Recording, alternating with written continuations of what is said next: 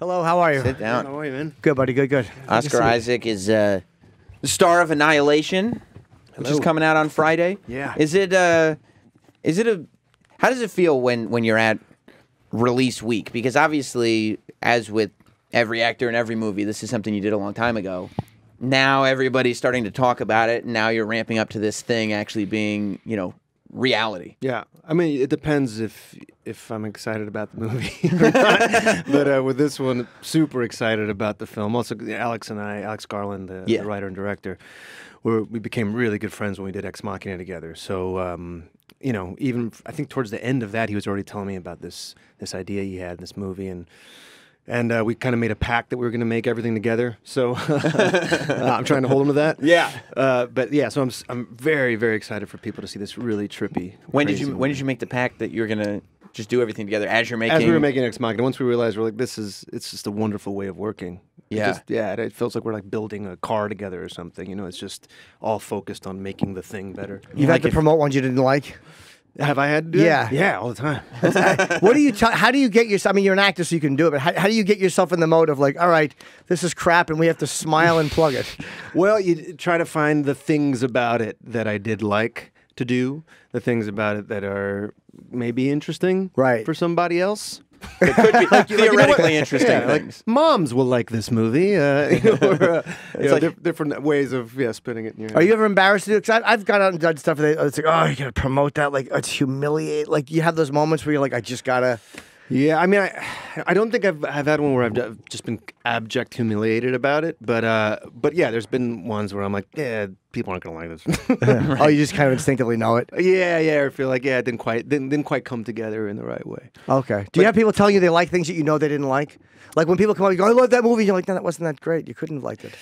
Yeah, I mean, but that's kind of tough because I remember, I forget who it was that was telling me about, like, something that's not good to do is like when you've performed in something and someone says I really like it, to be like nah, it sucked, because you're really diminishing them and their opinion. You know, like, sorry that I don't have such a great opinion about stuff, so I try not to do that. But it seems like it's been a pretty amazing run, basically since Llewyn Davis, right? Yeah. Like, because it felt like it went from that to Ex Machina to Star Wars to like, and it's just been like boom, boom, boom, boom, boom, one after the other. Yeah, I mean, once I got that gig, it was, once the Coen brothers are like, he's good, then everyone thinks that you're good. That's all it takes. Seal of approval there. Yeah, I guess there's probably like a list of guys that you're like, if I can convince one of them that I'm good, then I'll be good. Yeah, then people will believe that I'm good. And you've done Shakespeare. Yeah. Do you enjoy doing? Do the actors really like doing Shakespeare, or is it one of those things that it's just such a challenge to do it? Because it looks like, how could that be fun? Oh, it's so fun because it's for me. I mean, I'm kind of a Shakespeare nerd with that stuff, and I went to drama school, and so we did a lot of Shakespeare. It was kind of classically based. So for me, it's so fun because it feels a bit more like music in a way. There's a rhythm to it, and the physical aspect of trying to get enough breath to get your thoughts through. It's almost like puzzle building a little bit. What did you play? I just did Hamlet this summer. Oh no, sorry. You're a musician, right? Oh yeah. I play guitar and bass a little bit. But and you gave that up to act? No, I mean, I not really gave it up. In high school and out of high school, I had bands, and so I was doing that a lot. But I guess, I came up to New York in 2001 to study acting and kind of left the band in Miami. Do you miss that? I mean, it's hard when you're in Star Wars movies to miss to miss my ska band from high school. Yeah, I do. No, I do. There's something fun about playing live music and playing, and I've done it a bit up here in New York. A lot of guys do it, like Kevin Bacon, and there's other actors. Like once you're really famous, they just go out and just and play because they missed playing. Well, it's also got to be nice that, like, there's something about when you're in a band in high school and that's what you're going to do and want to do. Like, you get to a place in your 20s and into your 30s where you're like, oh, my God, this might not work. Like, you actually have to make a living. When you're successful at acting, you can kind of just play to play at this point, right? Yeah. Like, you don't need to depend on music. Sure. I mean, music was never something. I mean, I never thought of it as a living necessarily. It was just something that I loved doing. Right. But I did kind of suspect when I had to make the decision, like, am I going to leave the music here and going to go study acting, was that I didn't feel like I necessarily had much to contribute in music other than just like little songs that I would write. Whereas I thought in film and theater and that kind of stuff, I had a bit more to say. Right. That makes sense. What did you not like? Oh, sorry. Did you not like the songs you were writing, or did you just figure like I'm limited here, but I'm not? No, limited I liked the songs and they were good, but it wasn't. It just was kind of an instinctual thing that I was doing, and as opposed to like was hungry to do things and say things with my music. That wasn't the case so much. Oh, okay. You know? It's just like you like. I like playing. Yeah, so I like recording play. music. I like doing that. It was it was mellow. So when I saw Ex Machina, I had this like amazing feeling of satisfaction at the end because the whole time I'm like, okay, I like this movie, and I was just like, I just know that the robot's going to be a good guy at the end. And spoiler alert, it's been a few years, but like because I'm like super paranoid about robots and AI, like I think about it all the time, and I'm like, tell me this is one of these movies where it's like, oh, and see, AI and people just They're okay, and then at the end when it's like it's not okay, I'm like, oh my, yeah. Perfect. Yes, it wouldn't be okay. It was okay. The robot made a mistake. So what? You can't forget to unlock someone's door? It's an error. That's how you took it as She just couldn't an find error. the keys. A mistake. They showed that robots aren't perfect. Right. She probably came back. Robots tend to be forgetful. That's the lesson. Yeah, that was one of those endings where you're like, oh, fuck, we're in trouble. Did you have that, like, when you're reading the script, do you have that moment of, like, because it could have easily gone either way. Like, the movie would have made perfect sense either way, right? Yeah. Well, no, it wouldn't have made sense either way. I don't think, because the argument of it is that what creates consciousness and what's the test ultimately of consciousness, and survival is a pretty big one. I mean, obviously, all things that are living want to survive, but that extra step she took to ensure her own survival with that kind of strategy, right? I think just brings it all the way home. That's consciousness, right there. It's what we do, and we make sure other stuff dies so we can stay alive, right? That ensured her survival because then you couldn't interfere with what she was going to do. Yeah. Okay. Yeah. Well, that's what I've thought about AI for like the longest time. I'm like, okay, so we make machines that can do this, can do that. Once we make machines that make machines, and the machines have learned everything there is to learn from us, and they realize that they don't need us. Yeah. The same way we don't need other species that we just kind of kill off for our own purposes. Wouldn't the machine just do that to us? Yeah. I mean, I guess there's a question whether if it will exponentially get to that point. There's so much that has to happen in order to create the synapses that can even slightly mirror what the human brain does. Yeah. That whether it can get to that point, I don't know. One of the fun things about doing Ex Machina was Alex and I, just all the conversations that we had about AI and about consciousness and where it is. In fact, for me, I feel like some of the most conscious like robots are the ones that are more animal-like. Have you seen like the army ones that like these dogs that move around? Or the ones that like open and close doors? Yeah, or like they can, when they're walking, they can sense if there's a log and they walk over it. In a way, I feel like it's more in that creeps me out way more because that seems like it's more connected to the body and figuring out the environment, which then And it's almost like you can't reason with that, right? Because it's a body and it's figuring out the environment around it, exactly, as opposed to trying to mimic conversation. Right. There was a Black Mirror episode about a dog chasing, but it was very simple. Like the idea of the robot being simplified, and it was chasing this woman because I think that she had stolen something or whatever. But it was really frightening because they didn't overdo the robot. It was just like that. It was just walking, and it was like a small dog, and it was like, this is a horrifying idea of what robots can become. Yeah, for sure. Have you guys seen Annihilation yet? No. So this is Alex Garland. This is his follow-up that I'm did excited together. about it. Yeah, and it kind of takes a lot of those feelings that you're left with, a bit of the dread and that kind of ominous thing, and just ratchets it up to a whole other level. So it's even more dread. It's way more disturbing. I think what he finds a way of doing is not just make something scary and kind of terrifying, but he makes it. He finds like little tweaks that make it disturbing, extra disturbing, And I also think what he did so well was like make it so that it's not this far out concept. Like you can clearly see based on where we're at technologically today that this is a step that is not too far away. If you found out a Google type company had something like this in a house in the forest somewhere, it wouldn't be like this. Like, I can't believe this. You'd be like, yeah, that is where that's going, isn't it? Yeah, it doesn't seem that far out. Right. Yeah. And then Star Wars, when Star Wars comes up, how do you ensure that it's not going to be one of the bad Star Wars? You know what I mean? Because that's like what fans were nervous about. It is up to me to make sure if it's good or not. Well, you got to like you don't want to be. if you're associated with a good Star Wars, it's like the greatest thing ever. And if you're associated with a bad Star Wars, it's like, oh man, I thought Star Wars is so cool though. You know what I mean? Yeah. Like were you confident that okay, this is going to work? Because clearly, no, not at all. Worked. I mean, we're not no, because you're just it's a massive machine, and it's all I was focused on was not fucking it up myself, So I just was like, try to do a good job. I have no, you have very little control, I think, other than just trying to do a good job. It's in those environments, in those movies, it's a much more challenging thing to not become self-conscious, because generally, you kind of one creates a character and then you just play with it. But there, it seems like it's much more about specific targets that you have to hit in your performance. Sometimes it's like, I need you to, in this line, or even without words, convey that you're afraid, but convey that it's a really dire situation, but you're making a choice out of courage and go. And so it's very much about kind of nailing those That's things. a lot to tell you right before you shoot. Yeah. You're doing this out of courage. I know I would just completely fuck it up in the wrong faces. You look happy. That's exactly. terrible. So it becomes more about like, how am I going to communicate that, as opposed to like a more expressive thing, which generally is the way I like to work. Tell us, do you do it in the mirror first? Do you ever watch yourself in the mirror? I know it sounds like a dumb question, but do you just... my chest shouldn't be sticking out quite this much.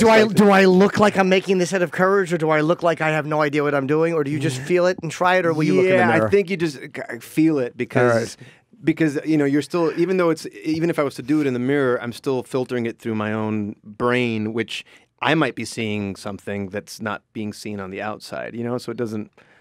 Does that make sense? Yeah, of course. Yeah. Absolutely. Yeah, you're seeing something that just you're not conveying it. It just seems like a big piece of direction to give somebody and then go, okay, go. And you can't see what you look like. Right. So it's easy to get self-conscious about it, because you don't know. Yeah, you're thinking about that a bit as opposed to the stakes of what's happening. Have you done that when they're like, no, look, on this one, could you do it this way or that way? Yeah, at a certain point, I just say, yeah, and then just do what I want to do, Okay. And then because like it's all I can do. And do the same thing, and they're like, that I have, that was great. Yeah, you just repeat what you did. And but you know what? Got it. But it's also nice that I actually appreciated that there was specific direction, because sometimes in these big movies, it's just like, let's just get your line as quickly as possible, and then we can move on to shooting the really cool stuff. Yeah. And actually, with the Star Wars movies, they really care about the character beats and trying to show growth in the characters. And working with Rian Johnson, he's a real filmmaker. He's incredible, and JJ. But didn't they say Kubrick wouldn't give direction? Like a lot of times he would have you shoot over and over and not necessarily tell you what he was looking for. So you'd go in and do the shot, you go, all right, let's do it again, and he would just keep having people shoot, and they had no idea what it was he wanted until he got what he wanted. But he wouldn't necessarily tell you what he wanted. Yeah, I had heard about that. I've done stuff similar like that. I love, because my instinct is always every take to change it and to try to find something new, or to keep seeing how things shift in the moment. Mm-hmm. So as many chances as I can get, I love that. Oh, do you watch back to see what was used, or do you not like to watch back? Sometimes, but generally no.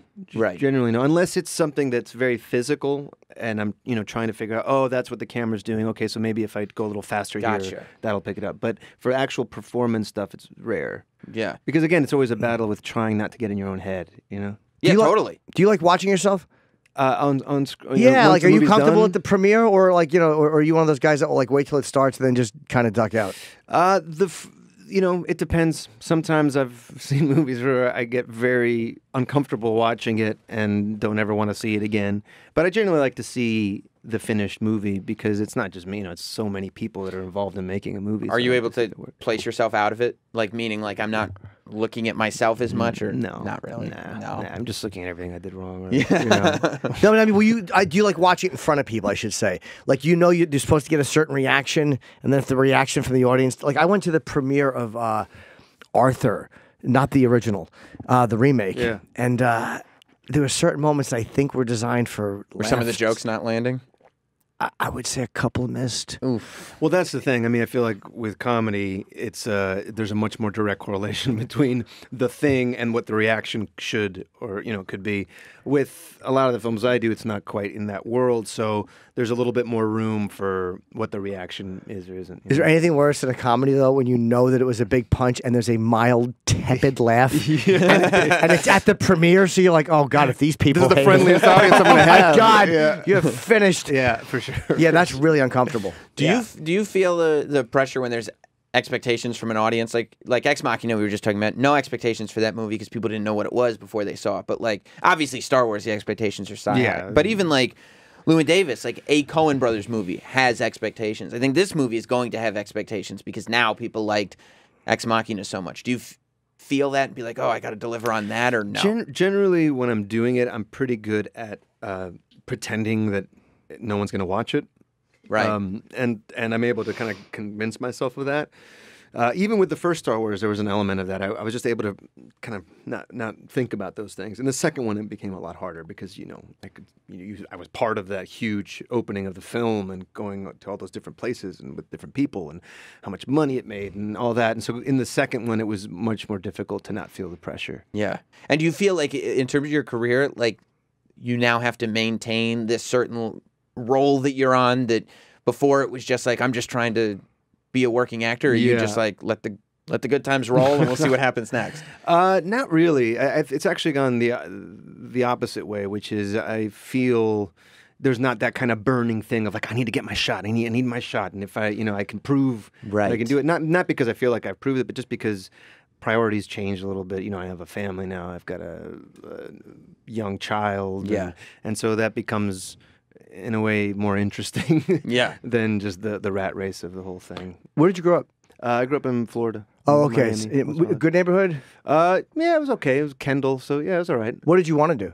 It was kind of music, and acting was really, from a pretty young age, it was the only thing that I was particularly good at. Seems like it's tough to get acting started in Miami, though. Is there a lot of opportunity down, like New York, LA? You got theaters, you got all this stuff. Well, there is and luckily for me, there was a small community of theater there, but it was hard. I mean, basically, I was just going out for like Spanish commercials, and like Third Gangster from the Right, kind of right. And yeah, so that it was a little bit tough at first. Yeah, if you're going to do theater, I guess New York is where you want to be. Just theater just seems so horrifying. Yeah. Well, I've been here for 17 years now, and that was the big reason why I wanted to come up here, because I loved theater. I wanted to do theater. Do you remember the first thing you auditioned for and got? In Miami? Or just as an actor? Yeah. Totally. Well, the first thing I auditioned for, I was in high school, and there was a movie coming. It was a kind of Palm Beach area where I was living, and there was a movie coming there with Michael Rappaport as the lead guy in it. It was called Ill Town. Not so strong, the movie, but no, with a title like that, I'm surprised. And I went and I auditioned for like the main drug dealer guy, is like tough guy, and they're like, really good job. And then I got a call. They're like, well, you didn't get that part, but you got the featured extra role of the little houseboy in this. The bad guys. It was Tony Danza and Saul Stein, and they played these gay bad guy mafia drug dealer guys that were like the rich masterminds of the whole thing, and I was their houseboy. It's a drama? I mean, no. Is that when you realize, like, oh, I'm the houseboy. Maybe I shouldn't be going out for tough guy auditions. That's the thing. I was like, I auditioned for the tough guy. Yeah. One, I have no lines, and also I'm the houseboy. Yeah, we don't want you to be the tough guy. We want you to be the subservient male in the gay household. Right, exactly, with little tiny short shorts, right. no shirt on, and that was a horrible experience. Not because I was wearing that, but because I was treated really badly. They treated you bad? Oh yeah, man. Oh yeah, the director was such a jerk, and I was like 15 years old, rail thin, and then I was happy, but for some reason it was just it was really intense, and I got out of went through that process, and luckily I kind of was still able to let some of that roll off my back and think, you know what, I still think I want to do this, even though clearly these people are assholes. How did they treat you badly? Well, like I would be sitting there, and whenever the director would walk by, my eyes would go wide to be like, hey, sure, like, hey, hey guys, you're kind of saying like, hey. Plus, you're 15, and like it's like the first time on a movie set. Yeah. And then I remember one time he like looked over me. I was sitting there. I kind of did like the wide-eyed hi kind of thing, and he goes, every time I look at him, you do that with your eyes. Why do you do that, man? Like, I don't know. Oh, My eyes just went wow. wide again. I was like, I don't know. And then like there was a couple laughs, and then he just kind of went on with his thing. So that was like a super But he wasn't trying to be fun with you. He was being a dick. No. Yeah. He was being a dick. Yeah, the laugh, Wow. the laugh And then- that was happening was at your expense. Yeah, and then I not- remember they had kind of laid me in the back of like Michael Rappaport's close-up shot, like lying, like chewing on a piece of grass with like no shirt on like, in the background. And then he came and sat there. I was like, "What is this? What is this, man? No." And he started, telling the director he didn't want that in the background. That being you. My body. Was he mad? He wasn't mad at me. It was just kind of like the meat markety feeling of it, And I was kind of lying there being like, I didn't ask to You're be being treated here. like furniture. Yeah. Right. I'm cool if you don't want me in the shot, But so it was like a perilous psychological thing to kind of go through, especially at that young age. How did him and Danza treat you? Danza and Saul Stein actually ended up being real nice. When Danza met my girlfriend, I think then suddenly he was nice to me. Sure. Yeah. They kind of did a little tap dance routine because I asked him about Vegas, and then the guy Saul Stein, he was really nice to me actually because he'd seen all that happen. And we were walking. He's like, "Hey, what's your name?" I was like, "Oscar." He's like, good name." And that was it. But that was enough to be like, all right, well, not everyone's, at least that guy's nice.